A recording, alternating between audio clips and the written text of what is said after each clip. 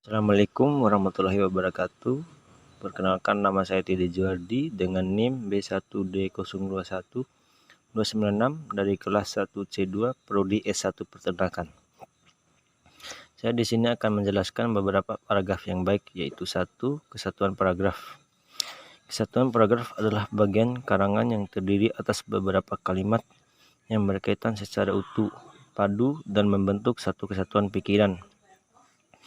Sebuah paragraf dikatakan memiliki kesatuan jika paragraf itu hanya mengandung satu gagasan utama dan kalimat-kalimat dalam paragraf mengarah pada satu pokok atau tidak menyimpang dari pokok pembicaraan. Contoh paragraf tanpa kesatuan. Pada saat ini, manfaat internet sebagai sarana komunikasi di tengah-tengah masyarakat sangat besar. Internet dipandang sebagai sarana yang tidak dapat diabaikan dalam kehidupan sehari-hari. Penulisan karya ilmiah ini bertujuan untuk mengetahui peran, manfaat, dan dampak negatif internet bagi masyarakat. Selain itu, tujuan penulisan karya ilmiah ini adalah untuk mengetahui dan mendalami fasilitas dan perkembangan internet. 2. Kepaduan paragraf.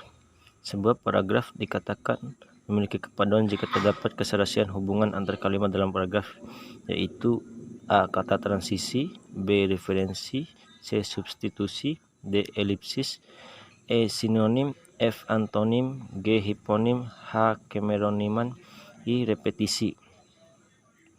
A. Kata transisi. Kata transisi yaitu kata yang membentuk satu kesatuan kalimat yang saling terhubung dan berkelanjutan sehingga menjadi paragraf yang utuh dan memberikan pemahaman bagi pembacanya. 2. Atau B. Referensi. Referensi atau rujukan adalah sesuatu yang dipakai dalam pemberian informasi untuk memperkuat pernyataan dengan tegas. Referensi memakai faktual maupun non-faktual. Referensi faktual terdiri dari atas statistik, contoh, kesaksian, serta objek faktual. Referensi bisa berupa bentuk bukti, nilai-nilai, serta kredibilitas. Sumber materi referensi ialah tempat materi itu ditemukan. C. Substitusi. Substitusi umum digunakan untuk menghindari repetisi. Contoh kata dan frasa yang mewakili kohesi. Gramatikal substitusi adalah ini, itu, demikian, tersebut, di atas, di bawah, berikut, dan lain-lain. Berarti pada contoh sebelumnya, kata itu dan mereka juga dapat berdiri sebagai penanda substitusi.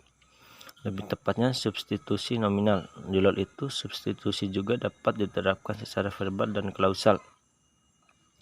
D. Elipsis. Elipsis seringkali disebut juga pelesapan, yakni penghilangan kata-kata yang dapat dimunculkan kembali dalam satu pemahaman. E. Sinonim. Sinonim atau padanan kata merupakan kata-kata yang mempunyai bentuk berbeda, misalnya pelafalan dan tulisan, namun kata-kata tersebut sebenarnya mempunyai makna yang sama atau mirip. F. Antonim. Antonim atau lawan kata merupakan kata-kata yang mempunyai makna saling berlawanan satu sama lain. G. Hiponim. Hiponim merupakan suatu kata yang memiliki arti hierarkis atau anggota dari kata yang lebih umum, atau yang bisa disebut dengan kata-kata yang terwakili maknanya oleh kata yang lebih umum. H. Repetisi. Repetisi berasal dari bahasa Latin repetitio yang berarti re, kembali, lagi, dan petere, mengarahkan, sehingga arti dari kata repetisi ialah pengulangan kembali. Majas repetisi merupakan kelompok majas perulangan bila ditinjau dari bentuknya, dan jika dilihat dari maknanya, majas repetisi digolongkan menjadi majas penegasan. Majas repetisi merupakan gaya bahasa yang mengungkapkan pengulangan kata, frasa atau kolase yang sama untuk mempertegas makna dari kalimat atau wacana. 3. Kelengkapan dan ketuntasan. 1.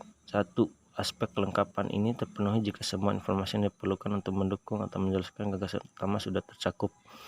2. Ketuntasan dapat dimaknai kedalaman pembahasan, yakni semakin konkret penggambaran suatu objek akan semakin jelas informasi yang disampaikan.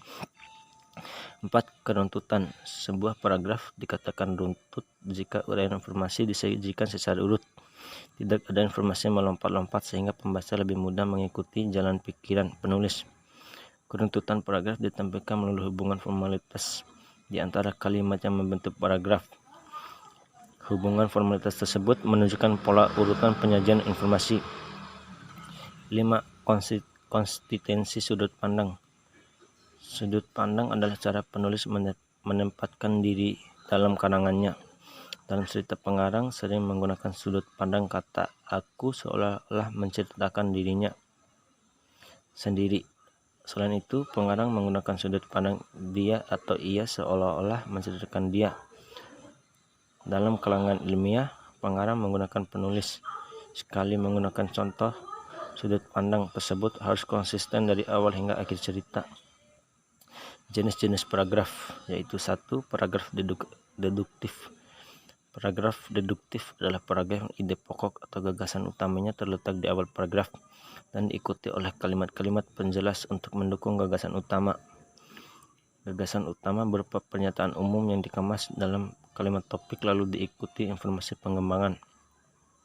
2. Paragraf induktif. Paragraf induktif adalah paragraf yang kalimat topiknya terdapat pada bagian akhir.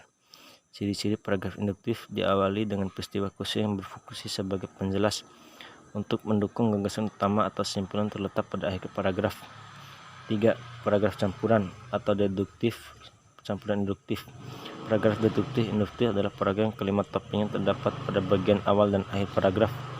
Paragraf deduktif induktif biasanya diawali dengan pernyataan umum, lalu diikuti kalimat khusus sebagai penjelas. Kemudian di akhir paragraf terdapat pernyataan umum lagi sebagai pengulangan dari gagasan utama. 4. Paragraf interatif. Paragraf interatif adalah paragraf yang kalimat utamanya terletak di tengah-tengah paragraf. Paragraf jenis ini diawali dengan kalimat penjelas sebagai pengantar, diikuti gagasan utama lalu ditambah penjelas lagi untuk menguatkan atau mempertegas informasi. 5. Paragraf ide pokok menyebar. Paragraf ide pokok menyebar tidak memiliki kalimat utama. Pikiran utamanya menyebar pada seluruh bagian atau tersirat pada tiap kalimatnya. Sekian, terima kasih. Wassalamualaikum warahmatullahi wabarakatuh.